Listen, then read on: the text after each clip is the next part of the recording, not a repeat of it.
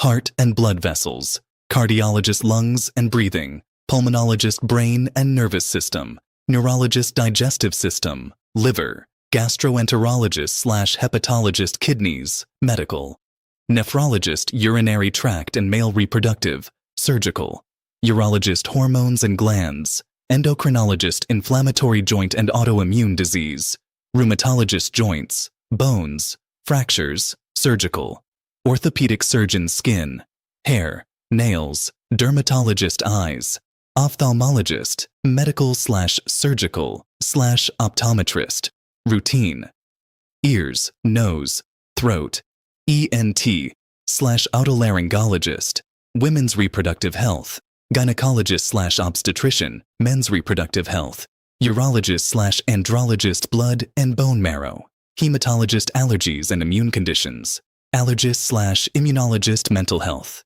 medication, psychiatrist mental health, therapy, psychologist/licensed therapist cancer, oncologist, medical/radiation/surgical, children, pediatrician/pediatric subspecialists, emergency medicine physician, older adults, geriatrician, general adult primary care, internist/family medicine physician.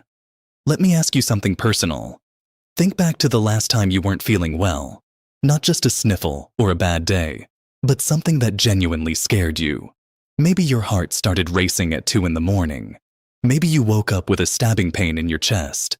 Maybe you noticed a lump somewhere it shouldn't be, or your vision went blurry for no reason, or your legs started swelling up like balloons. And in that terrifying moment, what was the very first thought that ran through your mind? For most people, it's not, I need to call a cardiologist. It's not, I should schedule with a nephrologist. It's not even, I'll ring my rheumatologist. It's a panicked, desperate thought. Who do I even call? Here's a statistic that should genuinely stop you in your tracks. Studies published in medical journals across the United States and the United Kingdom have found that nearly 60% of patients, that's more than half of everyone who walks into a healthcare system, end up seeing the wrong specialist first. Not because they're careless, not because they're uninformed, but because nobody ever taught them which doctor handles which disease. And that single mistake, that one innocent wrong turn, can delay a life-saving diagnosis by weeks, months, or sometimes even years. Think about what that means in real terms. If you develop chest pain, and you go to a gastroenterologist thinking it's your stomach when it's actually your heart, you could be losing critical time. If you show up at a neurologist with a rash that's actually an autoimmune condition, you might go through 3 or 4 unnecessary tests before anyone figures out you needed a rheumatologist all along. If your child develops sudden vision problems and you bring them to the pediatrician when they need an ophthalmologist urgently, the window for intervention may have already closed by the time you arrive at the right door. This is not a small problem. The American healthcare system alone loses an estimated $750 billion every single year to unnecessary or duplicate medical testing. And a significant chunk of that waste stems from patients bouncing between the wrong specialists before finding the right one. But more importantly, beyond the dollars and the frustration, there is a human cost. There are people, real people, maybe people like you or someone you love, who are sitting right now with a treatable condition that's going unmanaged because they don't know which doctor's door to knock on. And here's what makes this even more maddening. Medical school trains doctors for a decade or more to understand the differences between specialties, but nobody trains patients. Nobody sits you down and says, hey, here's your complete map of the medical world. Here's who does what. Here's which symptom goes where. You're just supposed to figure it out. You're supposed to navigate a system with more than 130 recognized medical specialties in the United States alone, with absolutely no guide. Until today. Because in the next hour or so, we are going to change that completely. We're going to go through the human body, system by system, symptom by symptom, disease by disease, and we're going to tell you, in plain English, exactly which doctor you need, when you need them, why you need them, and what red flags mean you need to get there today rather than next month. By the time this video is over, you will have something that most people never get, a complete, practical, evidence-based roadmap to navigating the medical world. A guide you can come back to anytime something feels wrong. A resource you can share with your parents, your siblings, your friends, anyone who has ever sat in that terrifying place of not knowing who to call. So whatever you're doing right now, I need you to stay with me, because this might be the most important health video you ever watch. Welcome.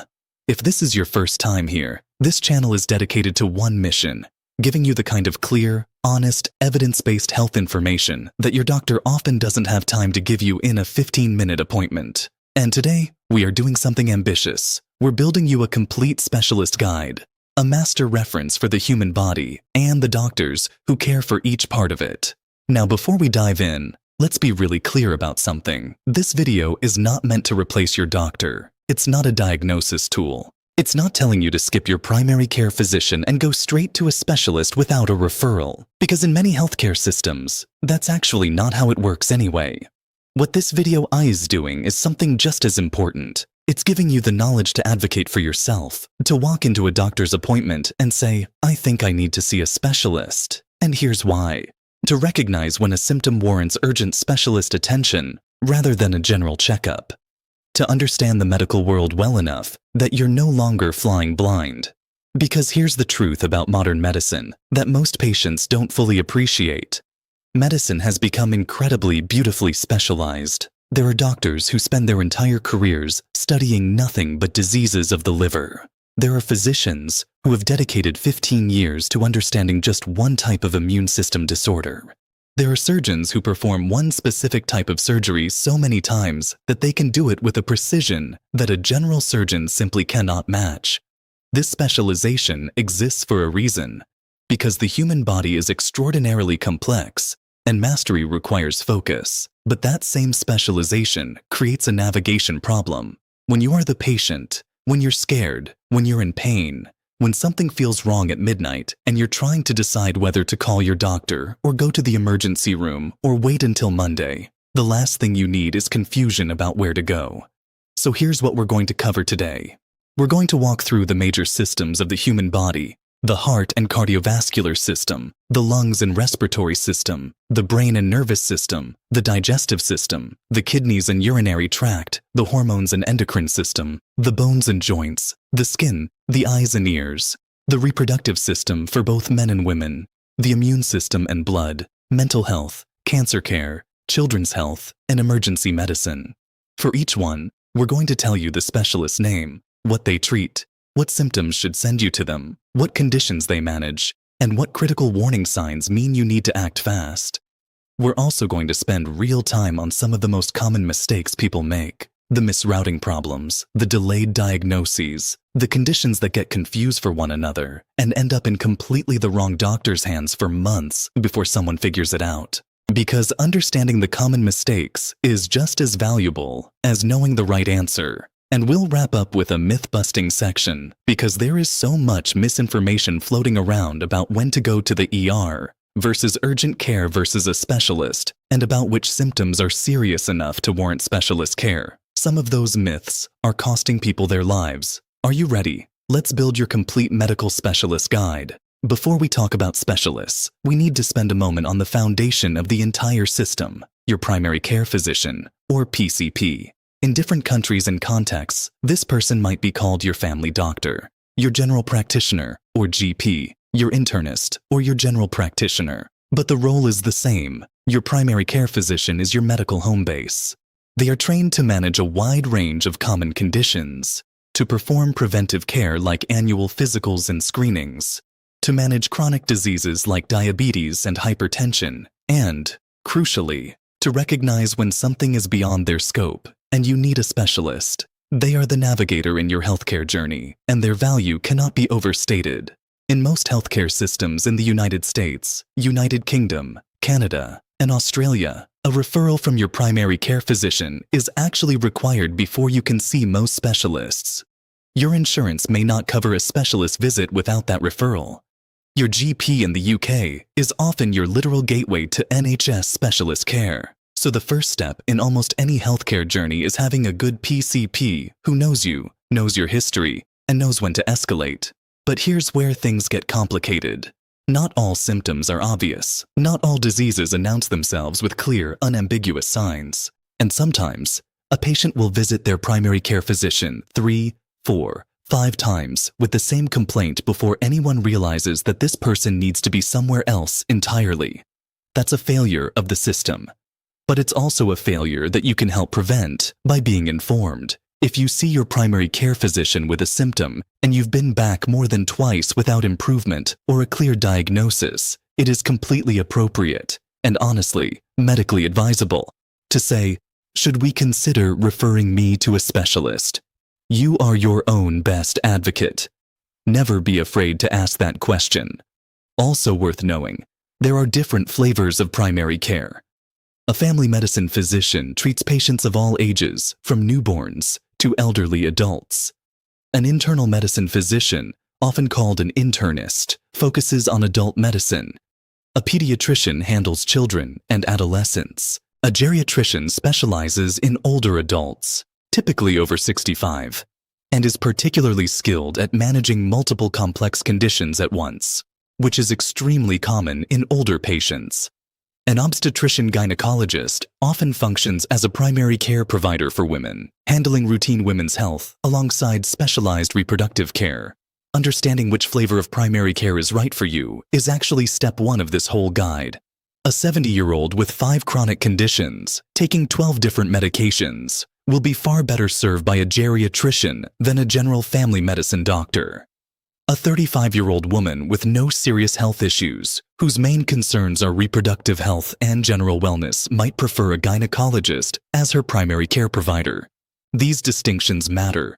Now, with that foundation in place, let's talk about specialists.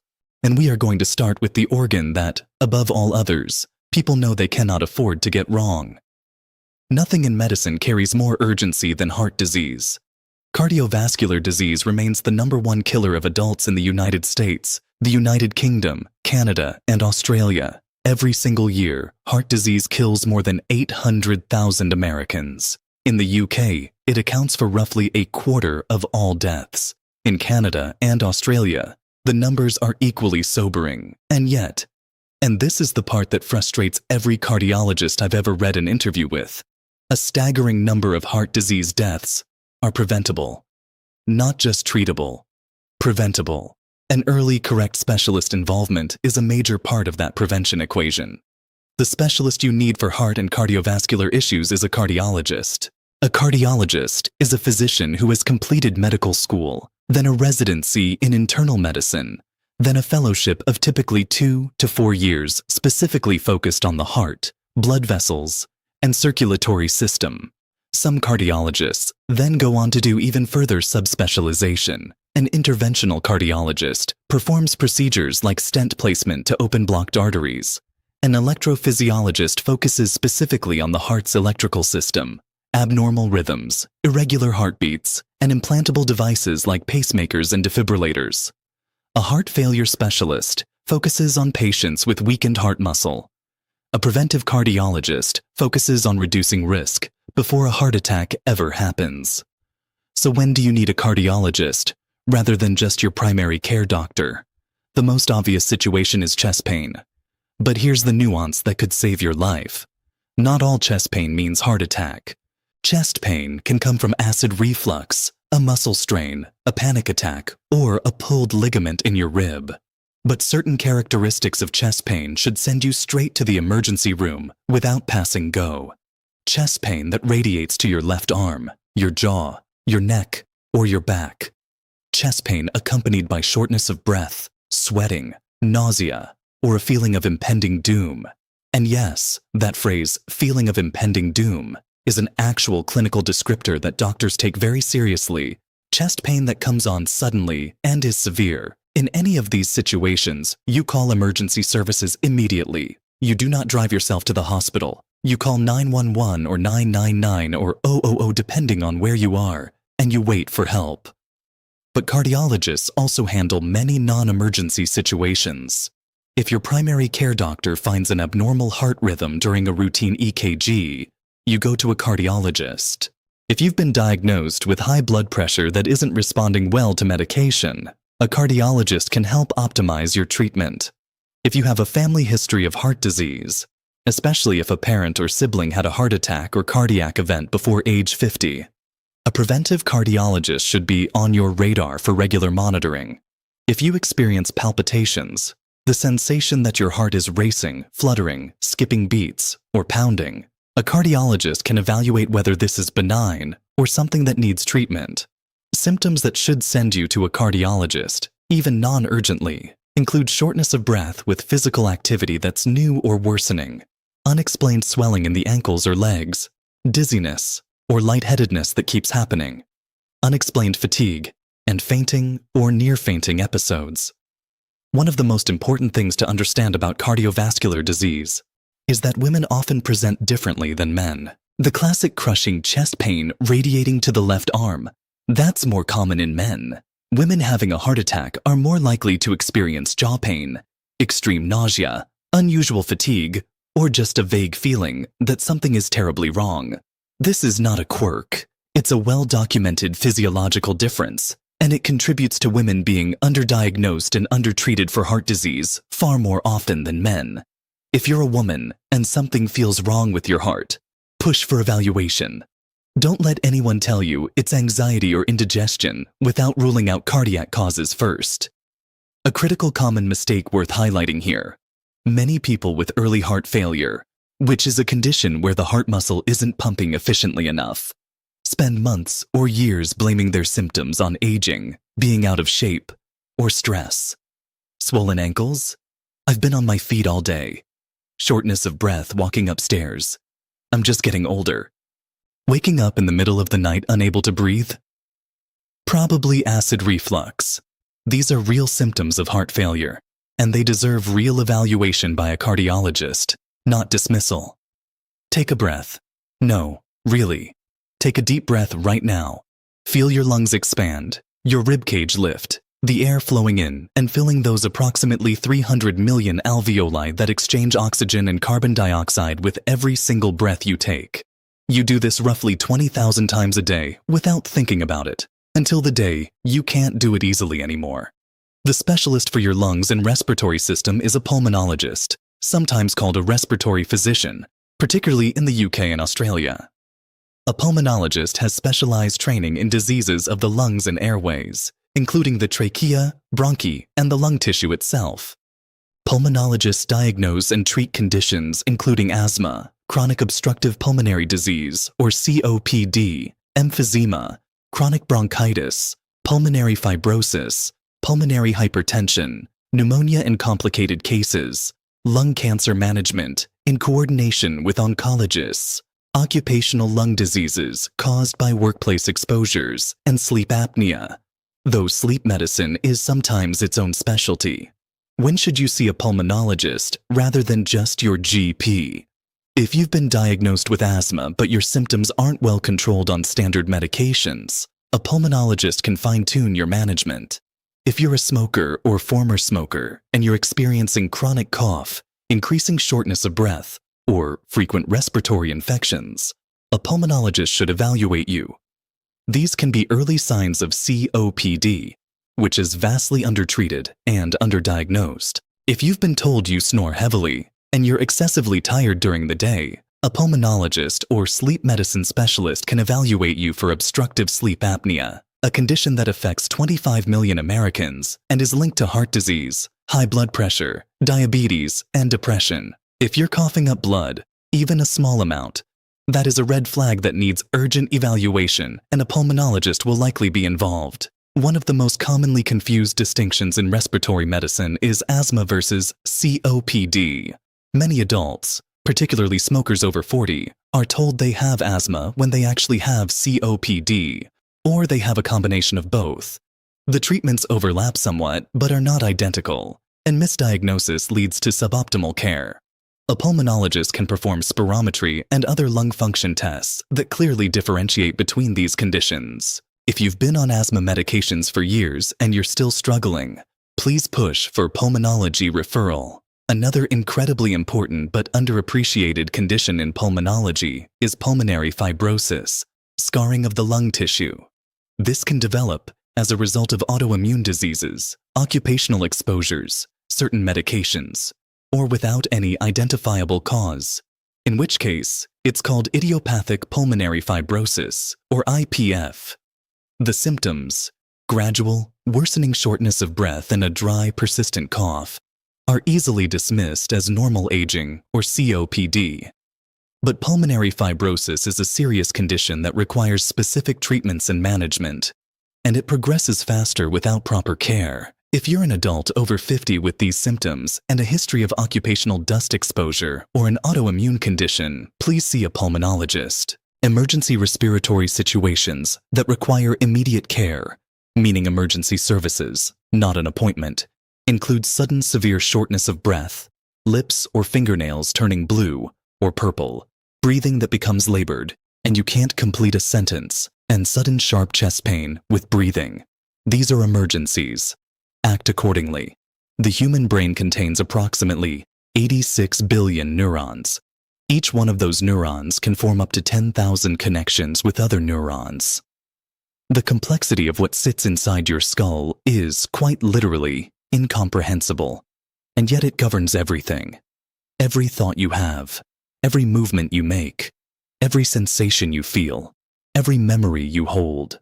When the brain or nervous system goes wrong, the effects ripple through every aspect of your life. The specialist for the brain and nervous system is a neurologist.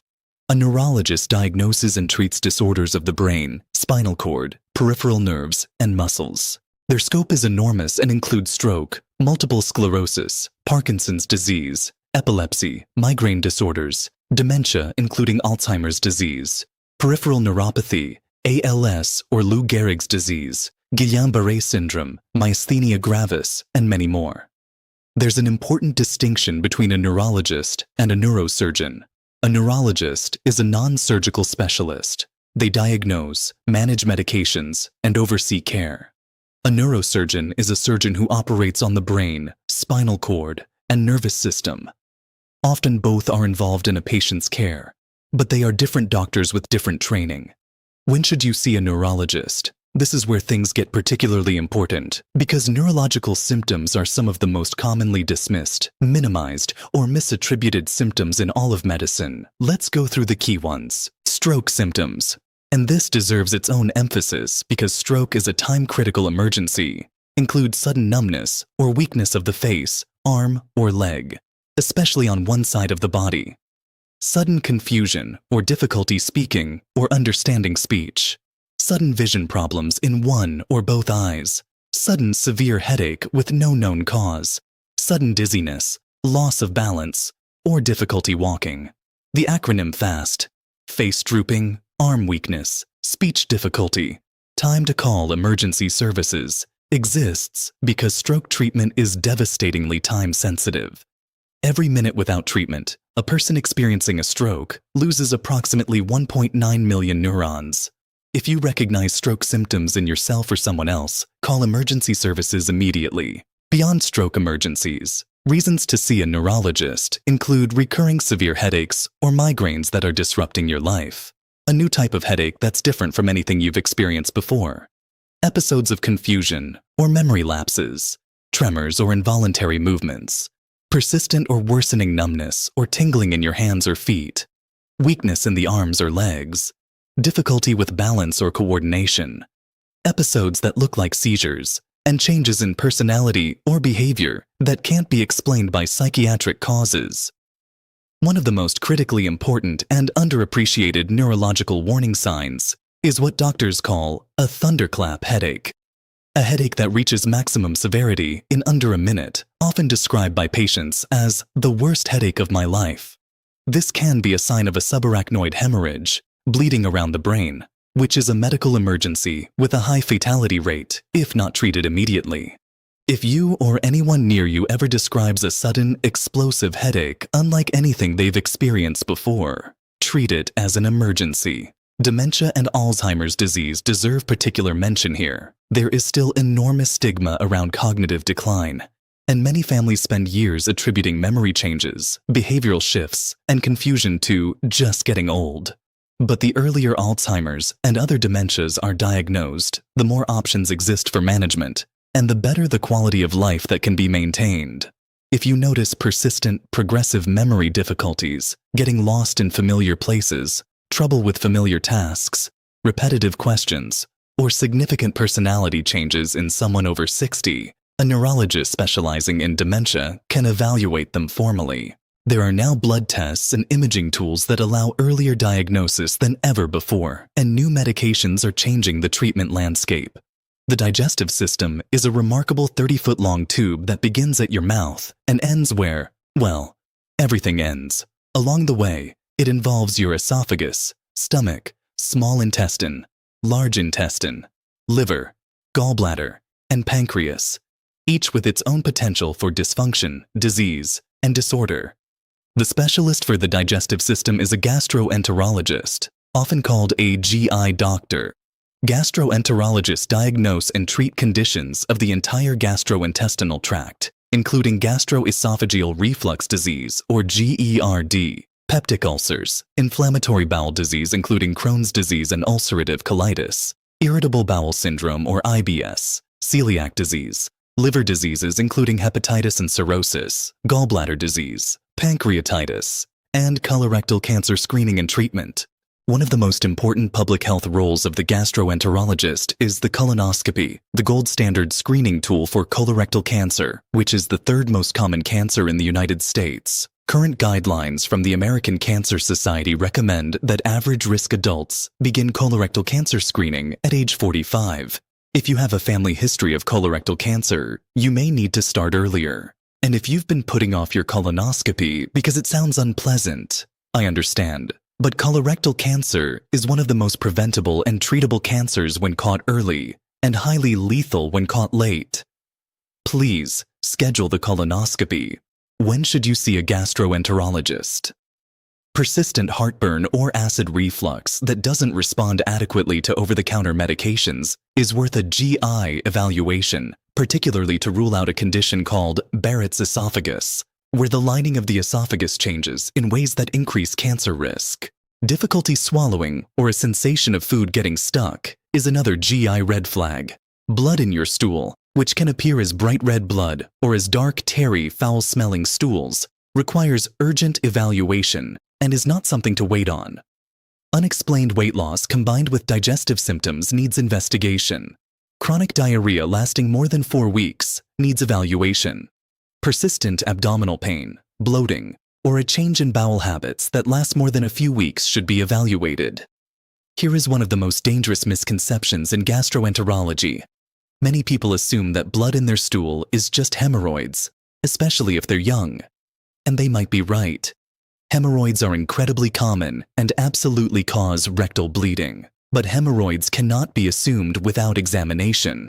Colon cancer, inflammatory bowel disease, and other serious conditions also cause rectal bleeding, and they appear in people in their 30s and 40s, not just older adults. Any blood in the stool that you haven't already had properly evaluated deserves a doctor's attention. The liver specialist within gastroenterology is called a hepatologist. If you have been diagnosed with chronic hepatitis B or C, liver cirrhosis, non-alcoholic fatty liver disease that's progressing, or if you're being evaluated for a liver transplant, a hepatologist is the appropriate specialist. Non-alcoholic fatty liver disease deserves special mention because it is now the most common chronic liver disease in the developed world, affecting roughly 25% of the global population, and it is frequently undetected until it has progressed significantly.